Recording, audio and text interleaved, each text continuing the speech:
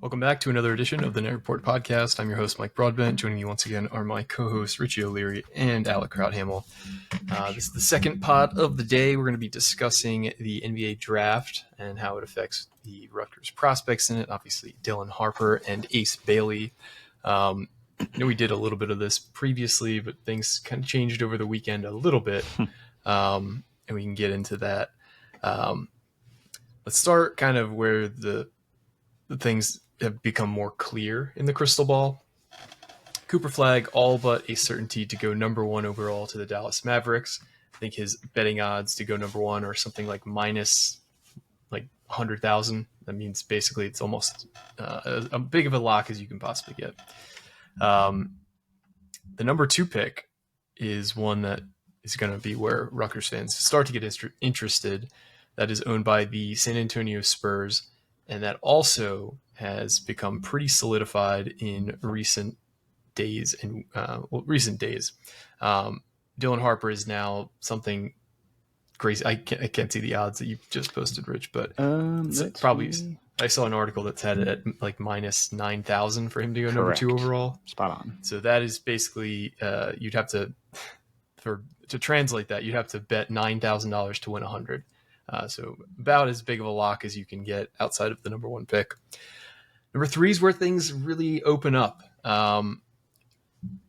There's been a lot of hoopla about Ace Bailey he canceled a visit to the Sixers that was supposed to take place last week.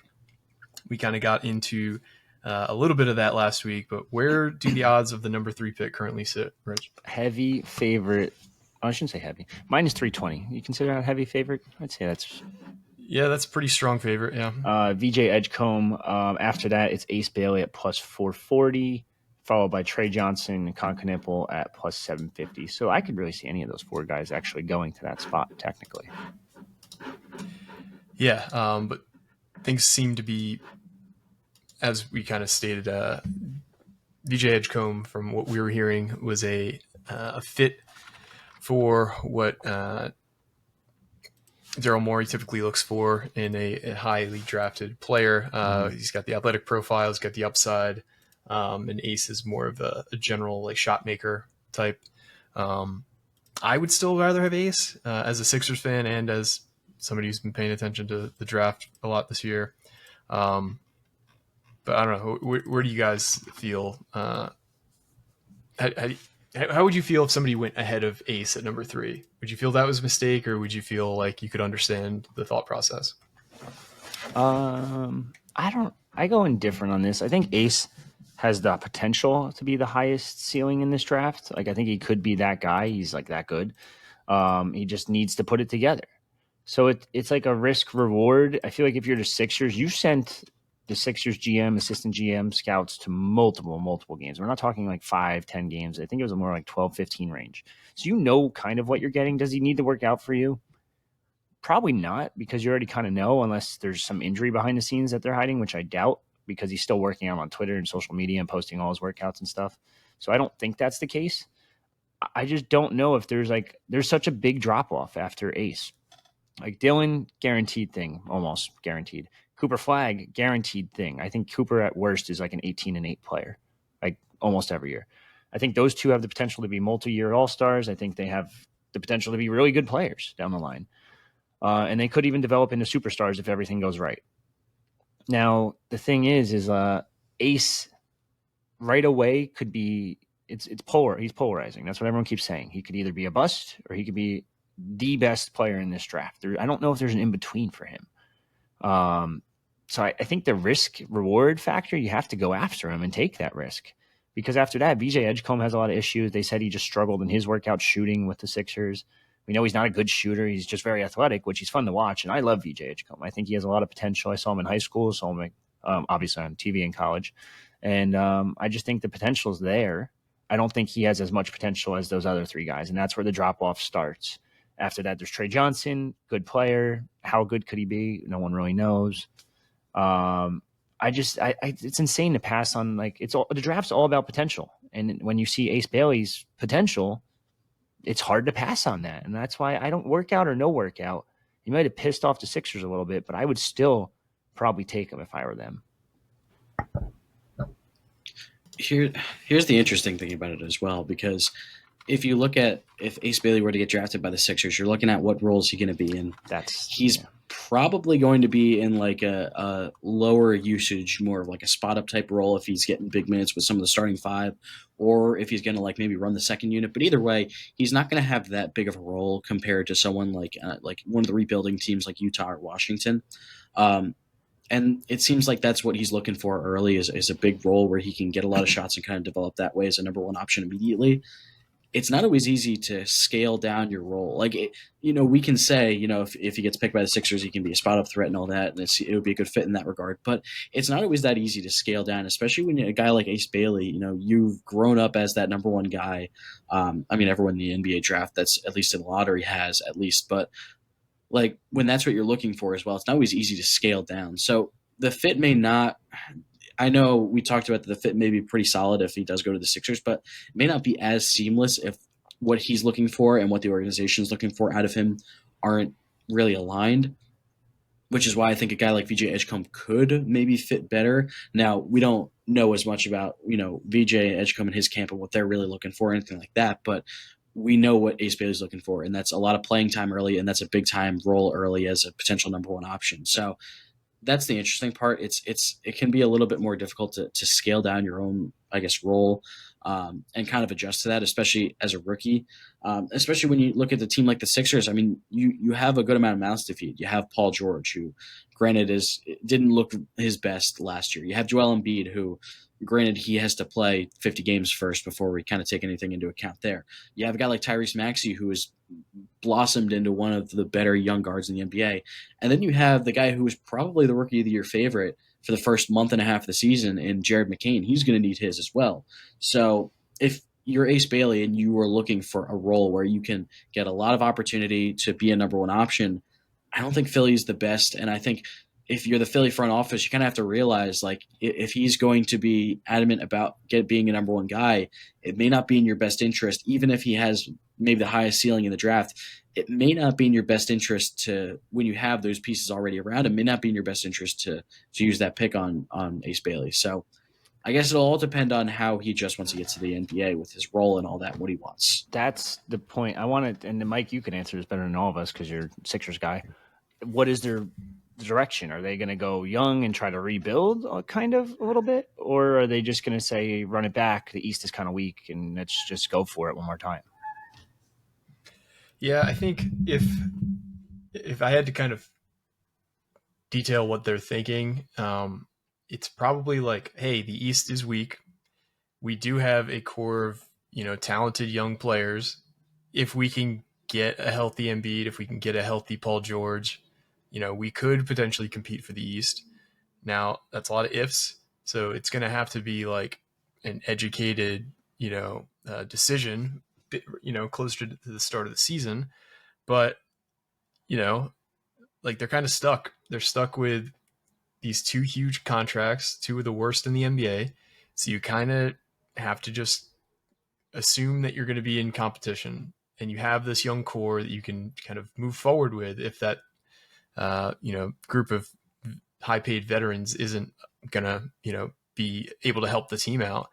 But you're kind of stuck, so you kind of have to compete and hope the younger guys can carry you while the veterans get healthy, because those contracts are very tough to move right now unless you do some kind of trade where you're essentially dropping back in the draft, which I'm sure we'll talk about, and are able to offboard a guy like Paul George. I don't think they can trade Embiid, but we're gonna have to wait and see. I don't think they can pick a direction right now. I think they kind of have to go with what they've got and just hope, against all likelihood that those guys both get back to their pre-injury form and are able to make serious contributions, especially next year, because with the recent Halliburton injury last night, with Tatum's injury, Boston's, pressed against the second apron. They're going to have to make some tough choices. They're probably going to have to shed, a Drew Holiday type this offseason, because they, the second apron essentially acts in effect as a hard cap in the NBA now. Like, you can't just like pay hundreds of millions of dollars in repeater taxes or, luxury taxes. So a lot of these teams who would normally just kind of like, pony up and get through it can't really do that anymore. So it's a weird position to be from a team standpoint. Having a top 3 pick in a really deep draft, having 2 guys who you can see your future around in McCain and Maxey, and then you have 2 guys that you hope can make contributions but aren't really sure. I hope, because I'm a bit of a homer and I think he would be the best long-term fit that Ace ends up in Philly, but we'll see. It seems like BJ Edgecombe is the likely pick at this point. But moving on to number 4, let's go through the odds of who the favorite to go. Is it Utah who has the number 4 pick? Utah. Charlotte. Charlotte Utah's number 5. Yeah. Plus 125, Concanipple is the favorite. After that, Ace Bailey and Edgecombe both tied at plus 320. Obviously, I think if Edgecombe gets there, it probably goes to him, I would think, right? I don't know. It's a weird one. And then Trey Johnson at plus 430. Kama Malok. I don't know how to say that one. I guess Malawach, I think. Malawach? I think. I don't know. We'll go with one of those. Plus 900, Jeremy Fears at plus 3,600. So technically Knipple, then Bailey, Edgecombe right after. But it's close, but Knipple's the favorite. Move on to number 5 then with the Utah Jazz, who are the favorites to go to Utah. This is the tightest one by far. Trey Johnson plus 240, Ace Bailey plus 250, Jeremy Fears and Concanipple plus 270. So it is like a total guessing game. I went on a Utah Jazz show, 3 days ago, radio show, and talked to them about Ace Bailey. It sounds like Ace Bailey has no interest in playing in Utah whatsoever. He really denied a workout there. It was out. I think that's public now. Denied a workout or canceled a workout with the Sixers. And it sounds like he has no interest in Charlotte. So it's just like not really a guessing game, but that kind of little segue there. That's why we're good at what we do. All right, so the 6th pick is owned by the Washington Wizards. We told you guys last week that that's the team that we heard Ace would like to end up on. Mm-hmm. What are the odds for the Washington Wizards? Plus 240 Ace Bailey, plus 340 Jeremy Fears, plus 450 Trey Johnson, plus 500 Maluch and Concanipple. So Ace He'll get it one time. Is it Malawach? Oh, he said Maluch or something like that. Well, I said Malawach. You know what? I can't tell if it's the CH or... we're just gonna go the Duke Center. We'll just say that. Yes, Duke Center. Perfect. Let's round it off with 7 and 8. I know that the Nets have 7, or Nets have 8. Who has 7? New Orleans. Yeah. Okay. Who also was rumored to trade up for Ace Bailey multiple times, as were the Nets. So something to watch. But if there's one team I do not want Ace Bailey on, it's New Orleans.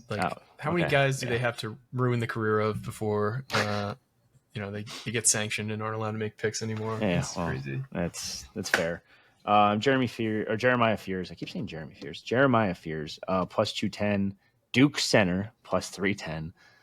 Trey Johnson plus 550. Concanipple plus 550. Ace Bailey plus 600, which is interesting because there are rumors, like I said, about New Orleans trading up for Ace Bailey. So it's like, well, I guess that's not really attached to the team. That's just attached to the pick. Okay, so it'd be it is. You're right. Number 7 overall. Yeah, it doesn't have the team. You're right.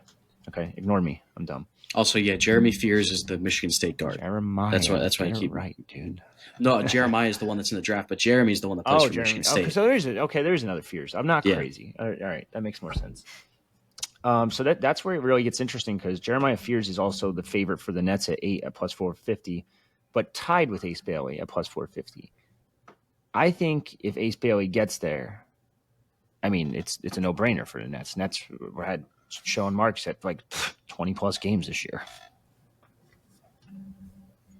Yeah, no, it would be a no-brainer to get a guy like Ace Bailey at the 8th overall pick. I heard an interesting anecdote about Danny Ainge, who's the current GM of Utah.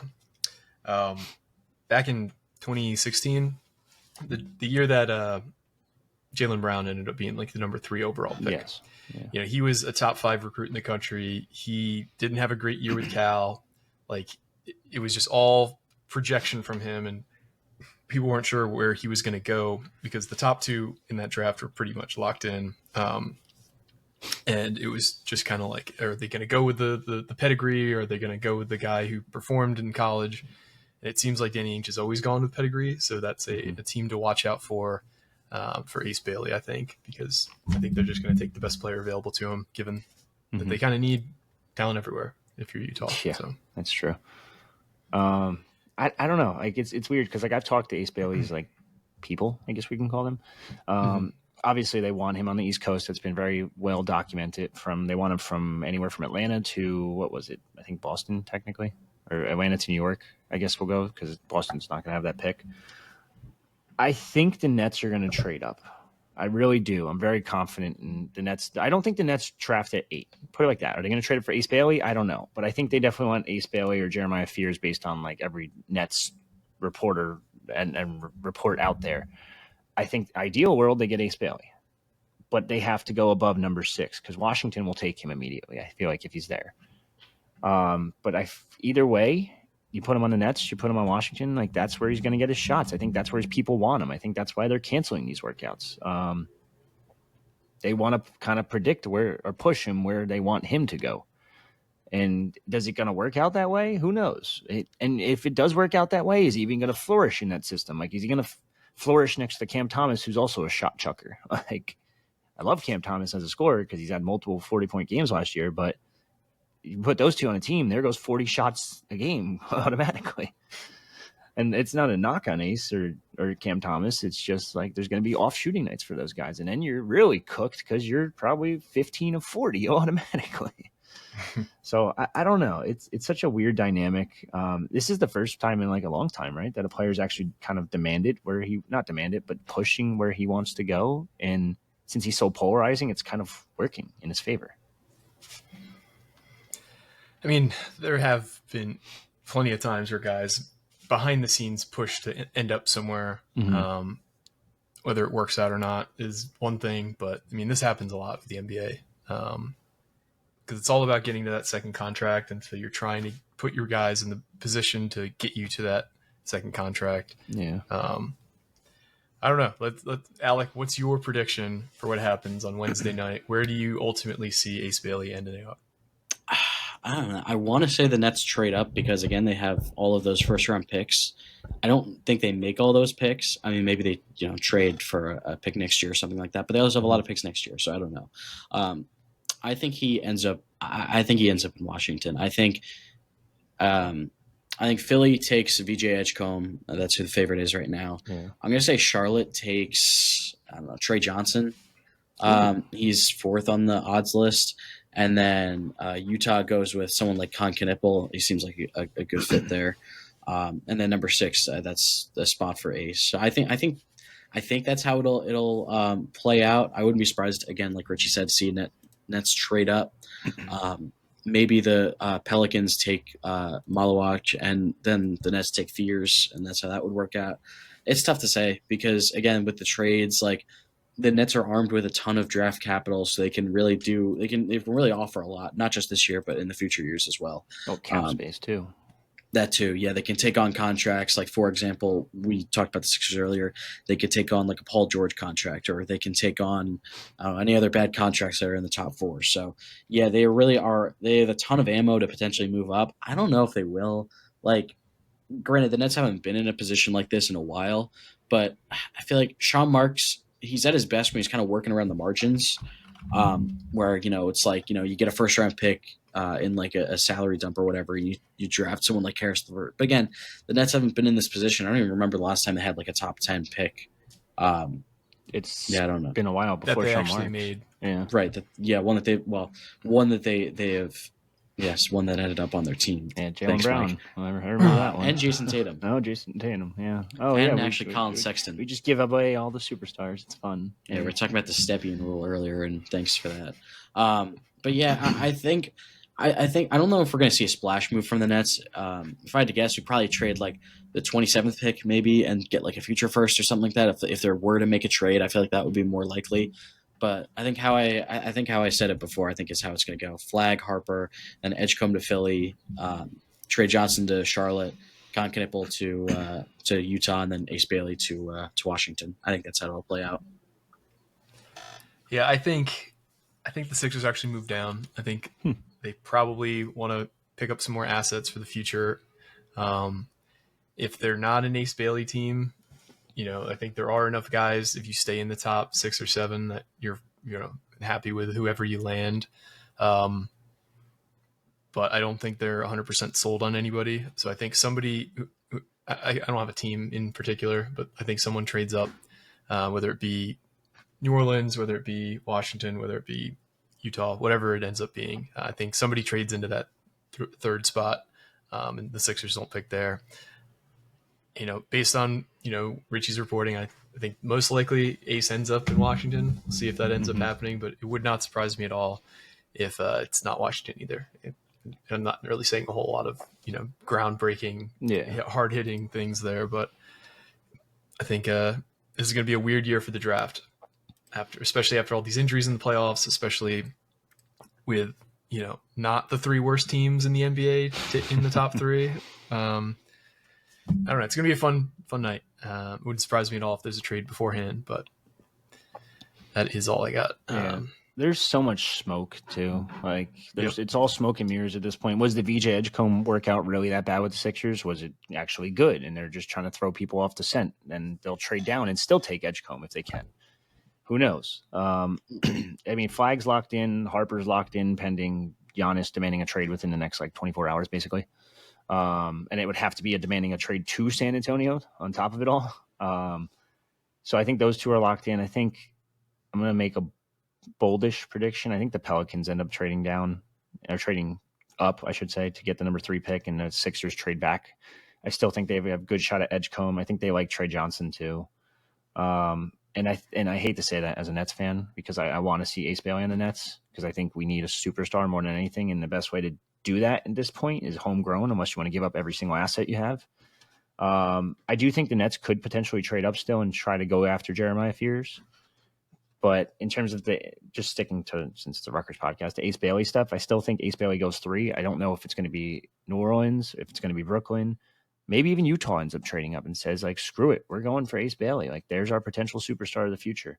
Worst comes to worst, even if he doesn't want to play in Utah, you still have him under contract for 4 years plus a restricted year on top of that. That's trade bait right there if he's good too. And then you just kind of rebuild again and just trade the star and get multiple draft picks and go from there. Danny Ainge is not afraid to make major trades, and it wouldn't shock me if he ended up trading up. But I think New Orleans is going to be the pick, number 3, Ace Bailey. We'll just have to wait and see on Wednesday night. Yeah, Daryl Morey's a bit of an interesting GM. He kind of does things a little bit different than most GMs, where it's if he thinks that you're the best player on the board and the best fit for your team, it doesn't matter if he worked out or what. If he sees it, he'll probably pick you. So it definitely could still end up with Ace being in Philly. I guess my prediction wasn't very bold. I didn't have any trades, but I wouldn't be surprised if we see any. So it's going to be interesting. You and I will be there on Wednesday, so should be fun. I'm glad we got that figured out. That was it's fun. Yeah, I don't want to jinx it. I'm not saying anything. Yeah, tomorrow, and then tomorrow, or I guess depending on whenever you're hearing this, Tuesday is media day, so I'll be there and hopefully get some talk with Dylan and Ace. Hopefully, I'm sure there's going to be a lot of tension around there, so I'll definitely do my darndest to get something with them. Sweet.